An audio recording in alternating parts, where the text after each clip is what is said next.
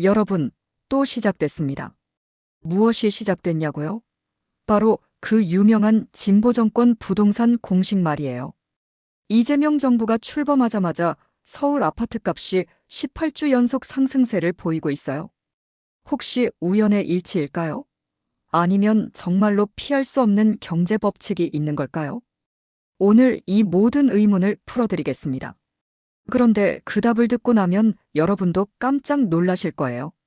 왜냐하면 이 패턴이 단순히 한국만의 문제가 아니라는 걸 알게 되거든요.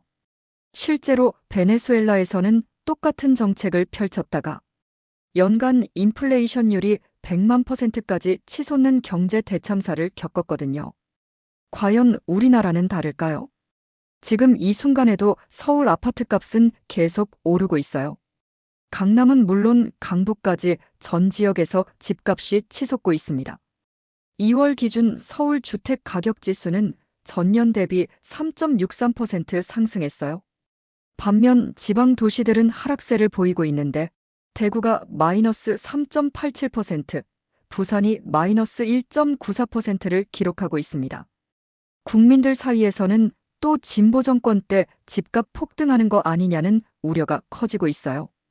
역사적 패턴을 통해 진보 정권과 부동산 가격의 상관관계를 분석해 보겠습니다. 노무현 정부 시기에는 강남 아파트값 급등 현상이 나타났어요. 문재인 정부 시기에는 서울 아파트값이 40%에서 52%까지 상승했습니다. 다주택자 규제와 세금 강화 정책이 오히려 똘똘한 한 채 현상을 심화시켰어요. 처분세, 거래세 등 규제 강화가 공급은 제약하고 수요만 몰리게 만들었습니다. 진보 정권 이퀄즈 집값 상승이라는 공식이 국민들 머릿속에 각인되어 있어요.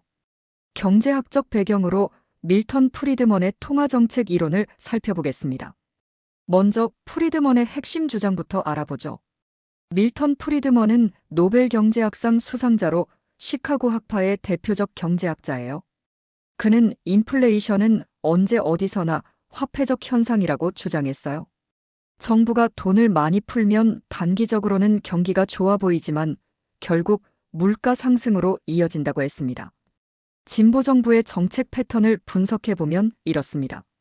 진보 정부는 보통 복지 정책을 확대하고 보조금을 늘려요. 이를 위해 국채를 발행하고 통화량을 증가시킵니다.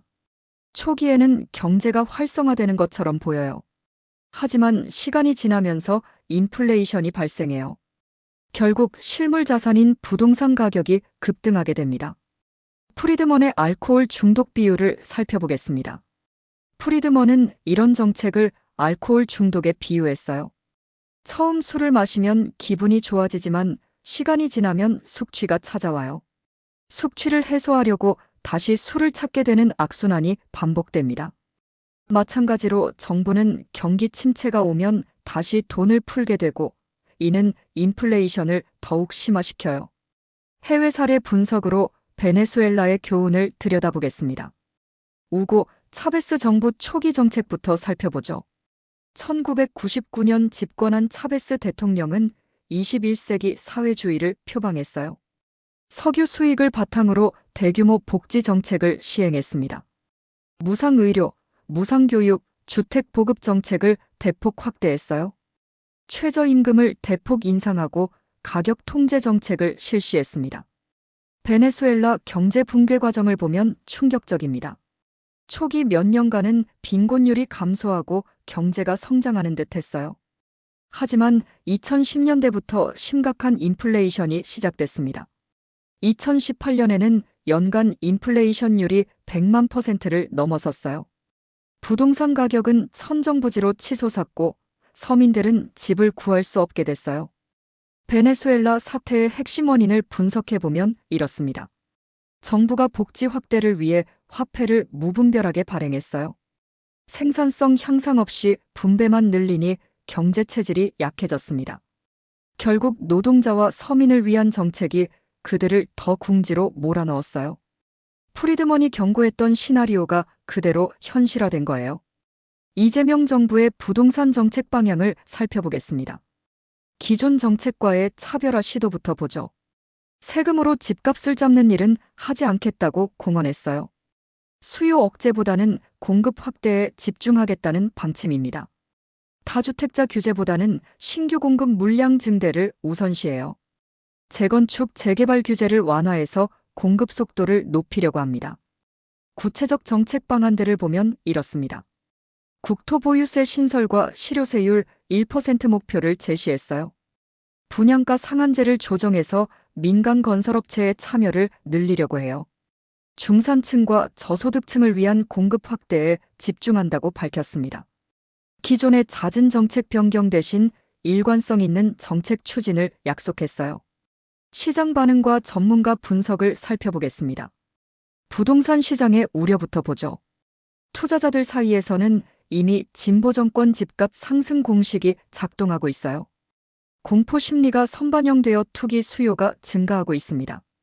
금리 인하 기대감과 유동성 확대 요인이 상승 압력을 가중시켜요. 서울, 수도권의 주택 공급 부족 상황은 여전히 해결되지 않았어요. 전문가들의 진단은 이렇습니다. 공급 확대 정책이 실제로 효과를 거둘지 의문이라는 시각이 있어요. 정책의 일관성 유지가 가장 중요한 관건이라고 지적합니다. 시장 기대 심리를 바꾸는 것이 핵심 과제라는 분석이 나와요.